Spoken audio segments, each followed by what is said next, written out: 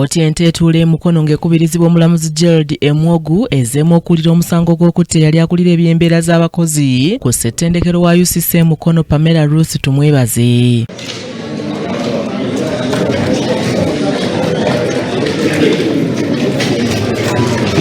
Ateeberezebwa okubeera omutemu Dark Hussein Tayewaiko eyali omukozi wa waka azzeemu okusimbibwa mu maaso g'omulamuzi okusomerwa emisango egimuvunaanibwa okuli ogw'obutemu n'okubbisa eryanyi.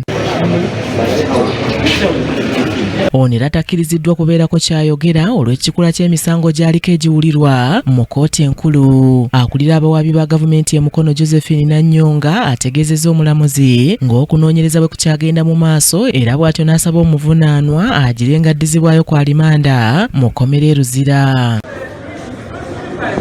Okwawukanako n'embeera nga bw'ebadde nga ab'oludda lw'omugenzi olwaleero tebabaddeewo mu kkooti. Pamela Ruth Tumwebaze yali akulira eby'embeera z'abayizi ku ssettendekero wa Uganda Christian University eyattibwa ng'ennaku z'omwezi 12 omwezi ogwokusatu ng'omutemu yamuyingirira mu nju ye okutuukira ddala mu kisenge kye yali asulamu ng'era omutemu agambibwa okubulawo n'ebimu ku bintu by'omugenzi okuli essimu ne kompyuta ekika kya laptop ssaako n'ensawo y'omugenzi. John Maido yakusakidde eggulire lino ku Racket TV amalindirire.